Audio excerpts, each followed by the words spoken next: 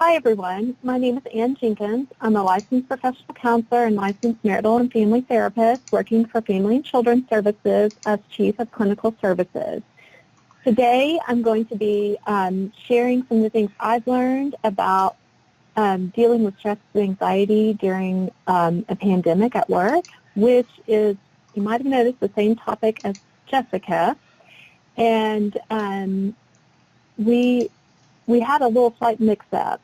So I would like to point out that on my presentation, my focus is more on your thoughts and how you can manage things in a bigger picture way. And I noticed that she had some really great actions that I want to come back around to her presentation because she had great actions. I was like, oh, yes, I need to remember to do all these things.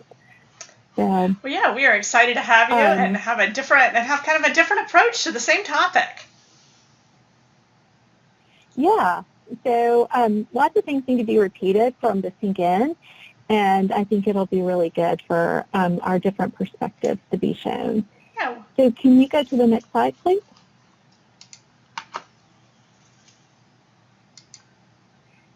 So I wanted to talk a little bit about the reality of living in a pandemic because I think as we go through the things that we're experiencing or have experienced, sometimes we don't take in everything that is happening to us. So one, I want to point out, it's normal to experience stress and anxiety. We've had a life-threatening virus come into our lives and it's changed our world. You're going to experience stress and anxiety. Our work and personal lives have changed. We've spent weeks in our houses, some working from home, some people not being able to work, some working out in public, adjusting to your children, going to school online.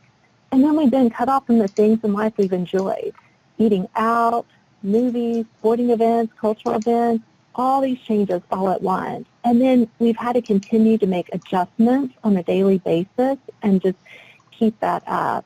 So just recognizing that is a lot that we've all been very successful this year.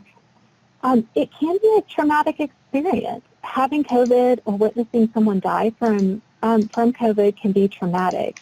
Many people couldn't be with their loved ones due to hospital restrictions. Stress and anxiety are going to be part of this traumatic experience and ongoing. It doesn't end with the event, but it's going to continue with our memories of it. So being aware of that, if it happened to you, and patient if it's happened to somebody else, because they might really be struggling. And it's a reason you're going to have stress and anxiety. Stress and anxiety may raise and lower, and I think you've heard this as the other speakers have talked. They've talked about different events and things that have happened. So you might have had lower stress and anxiety as you heard about the vaccines coming out and being available and thinking about returning to more of a normal life. But then your stress and anxiety might have gone a lot higher depending on what's happened in your life throughout this, with your family, with your work situation, children struggling at school. Several people mentioned managing their children and Zoom meetings at the same time. Not easy. So that's going to ebb and flow. So be patient with yourself.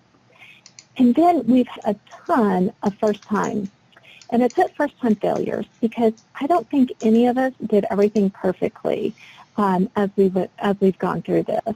So I really looked out for some podcasts and stuff, and Brene Brown is a researcher and a social worker who's great at saying what we're feeling. And she said first times are when we have no relevant experience or expertise. The vulnerability, the uncertainty, and the fear of these firsts can be overwhelming. Yet showing up and pushing ourselves past the awkward learner stage is how we get braver. And so I think the pandemic has made all of us have a lot of first times. The first time running a virtual meeting, first time wearing a mask, ordering things online, figuring out how to serve our customers and be safe. And not all these things have gone perfect. I've had to learn a lot and admit when things didn't go well and then move forward, make adjustments.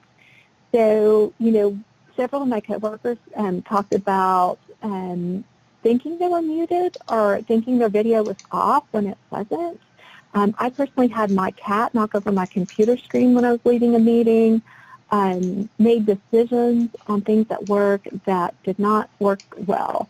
So we really need to give ourselves credit for showing up and we're learning and we're trying and moving forward from that experience. Next, I don't know if you guys have read the article, but an article written by, and I may not pronounce his name right, but Vignesh Ramachandran, he outlined what Stanford studies have shown about Zoom meetings. Zoom is the identified brand name that we all relate to, but some of us are Teams and different platforms. But there are 4 main effects of Zoom meetings that are fatiguing. So that can cause a lot of stress and anxiety for us. The amount of eye contact we engage in on video chat, as well as the sizes of the faces on screens, is unnatural.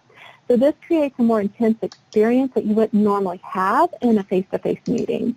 You don't normally look into people's eyes the whole time during a conversation. And then as a listener in a meeting, you're not focused on. But when you're on a virtual meeting, the speaker isn't the focus. It rotates, or let me say that again. As a listener, you're treated like the speaker. Like in a normal meeting, the focus rotates, but we don't do that in virtual meetings, so we're constantly on. Next, seeing yourself on video chat is in real time is fatiguing. In real life, we would never have a mirror in front of us all the time. It's stressful to constantly be aware of our every move and the image of ourselves, and that can really lead to a negative self-image and being hypercritical of yourself if you're not careful about that. So if possible, a simple way to resolve that is to block the picture of yourself or the video. Virtual chat can also dramatically reduce our usual mobility. So you may be working from home and being all virtual, or you're at work and having virtual meetings for social distancing, safety reasons. And we go from meeting to meeting with little walking or standing. So previously I used to drive to different work sites, walk up and down stairs between floors, but now it's almost all of my day, and so I have to make it a point to stand up. So that can be exhausting and cause a lot of stress. The last thing that they found was the cognitive load is much higher in video chats. So we have to concentrate harder to interpret nonverbal behavior versus in-person, where we can take in information more naturally. So during in-person meetings, you normally start with informal chit-chat, and then you start the meeting, you can look around the room and pick up cues for when we can speak and contribute. But during a virtual meeting, you may start to talk at the same time as another person and can't tell when it's your turn to speak, and it just becomes very awkward. So these are little pieces that can contribute to that ongoing stress and anxiety in the workplace. I have found a benefit, though, to all these Zoom virtual meetings. I really have enjoyed getting to see other people's pets and meeting them. And people have the most creative names for their dogs and cats. It's really fun. But last is a little sadder note that we need to recognize, and it's just part of the reality of living in a pandemic, is that grief is real. As I mentioned above, in some of my other points, we have and are experiencing our world changing, not all in a positive way. People have died, they've lost jobs, and then they've lost the things in their life that bring them joy. So it's really important to recognize the things or the persons that you're missing in your life. Without this recognition, we can hold things inside and feel pain, but we're not aware of what's causing it. An example of this might be that you're really struggling to get off the couch once you sit down in the evening and you can't understand why. There's sometimes that mental and emotional exhaustion. You might not have experienced it before. It might be related to grief, so just give that some consideration. So we can take advantage of that if we do need help, because it's very convenient for us to do so. Next slide, please. So as we go through the next phase is ways to decrease the impact. So be thinking about some ways that you can decrease the impact and stress as I go over these. If there's, you have some questions at the end that I need to explain a little bit more, because these are just some really simple things you can do. Acknowledge that you or others around you may be experiencing that stress and anxiety, plus many other emotions. During an individual conversation or in a meeting, acknowledge it's hard to be living in a pandemic. I'm not saying you have to have a therapy session, but more looking out for fellow human beings with compassion and understanding that life is hard normally, but it's even harder right now. And Be open to discuss how events outside of work may be impacting a person's ability to do their job. So we've had a lot happen in this year. A pandemic that's still ongoing. We've had riots. We've had a presidential election. And not everyone has experienced these events the same. There's many more things that happen that you don't have to discuss politics to acknowledge an event happened and may be impacting a person. But it's super empowering to have your voice heard and your perspective recognized as valid. So this is an easy way to help you decrease your stress and anxiety, but the people around you also. Lead by example in taking physical and mental health breaks during your day. This doesn't mean you're not working hard or taking your job seriously. By giving your body and brain a quick break, you're going to be more effective in your day. A few ways to take breaks that can help you feel less stressed and anxious is doing some grounding exercises. And a grounding exercise is just basically being in touch with the physical side of your body and not just being numbed and all in your brain. So just notice how your feet feel in your shoes. Wiggle your toes. Unclench your jaw. Move your shoulders down from being by your ears to the normal shoulder position. You can look out the window or step outside to feel the sun on your face. You can stretch. You can also end the meeting like 5 minutes early and just give people a chance to go to the bathroom, get water, just take care of themselves, and you take care of yourself too. This tells people that they're important and that you care about them, but that you care about yourself too. Another one on here is communicate more than you ever have. Working in the office, you have informal conversations more frequently than you realize. But if you're working from home or remotely, it can be harder to have casual conversations. You have to make it a point to talk to people, to reach out, and to keep them informed about your work. If you're a supervisor or manager, sometimes daily meetings are needed. Weekly meetings and working remote are a necessity to stay informed and to keep those positive working relationships with others and be productive. When the people around you know your plans and how they can contribute to the team, it can reduce stress and anxiety for everyone. Another Brene Brown quote that I really find helpful is clear is kind. This means that people can understand a direct comment, and that communication helps them know expectations when you share that in a professional manner. So it doesn't mean that you're being mean or saying things in a way that comes across wrong. It just means that you're being compassionate and telling them your expectations. Next slide, please. So share your success stories or point out what coworkers or people around you, when they're having their shining moment, the people that you manage having their shining moments. Focus on the positive. That can really help brighten attitude, because more work has been put on us during COVID in a lot of our businesses, and so that is more stress. When you can focus on positive, when you can recognize the hard work of the people around you, it can really reduce stress. It can help you feel good, and it can really contribute to a positive work environment. Ask for what you need. If you need a computer or some different type of equipment, if you need time off, you've got to speak up. Keeping your expectations that people will just know what you need isn't realistic, especially if you're working remotely or your teams are spread out more than they used to be. Ask in a professional manner and be patient. I know sometimes it can take a while for things to be approved, and then follow up if someone doesn't acknowledge, or if you want a timeline for when you could expect to get something that you're asking for. Because people just forget things, and they may be dealing with their own stress and anxiety. Next, teamwork and collaboration. I talked about communication and sharing what people are doing well, and this takes it to the next level. It's really identifying the strengths of the people you work with and purposefully pointing that out, and ask if they would like a specific task or duties because they excel in this area. It can really help people. They might feel a little more anxious, but they're also being pushed. Offer to talk things out with them, help them get unstuck, and really allow them some time to grow. A little bit of anxiety and stress is good, a lot is not. So providing that support and encouragement can make the difference for people. And last, then on the next slide, is seek support. So for me, for my personal growth during this pandemic, I haven't always had the energy to do a lot, but I've looked at ways that I could learn new skills and what opportunities do I have that I could learn from a coworker. So a lot of tech things I've had to get up to speed on really fast, and I asked people that knew how to do that. I listened to a lot of podcasts to help me do that and read articles. So I sought out things to help me grow. Mental health, managing myself or helping others manage this pandemic was really important. And there's been times when I've just sought out a coworker and I really needed to talk to them because I was struggling with being motivated in my job.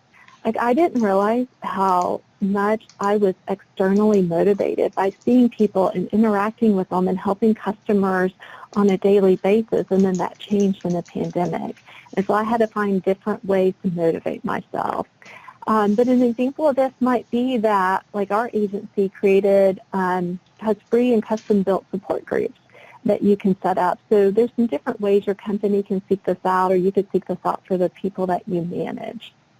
And then connection, lastly. This one is huge. Relationships and collaboration are essential for growth and the human well-being. I think that we all need to have that connection, and we need to have people around us that we can enjoy, and some people we don't always enjoy, learn from them.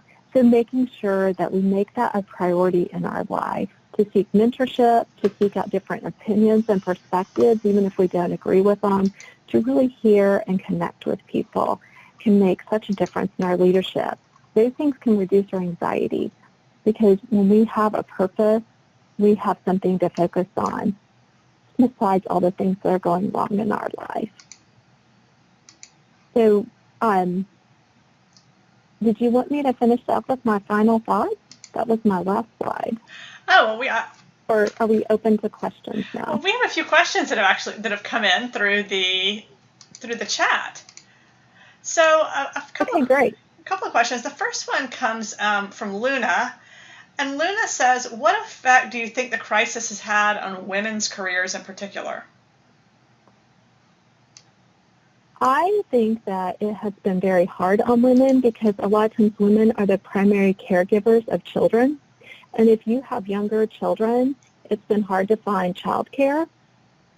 And I think that put a lot more pressure on them to try and juggle work and taking care of their kids. Yeah. But I also think through remote work, go ahead. Oh, yeah, no, I agree. Keep going. Thank you. Oh, I was just going to say, it might have given some people opportunity to get jobs that paid better in different states or locations than the one that you might be in. Because with remote work, it might have opened up some different opportunities also that you couldn't have ever taken because you wouldn't have wanted to travel to different states on a regular basis or something like that. Yes, I totally agree with that. And this next question came in from Brady, and I know you kind of alluded to this, but and if there's one slide you want me to go back to so we can put it on the screen.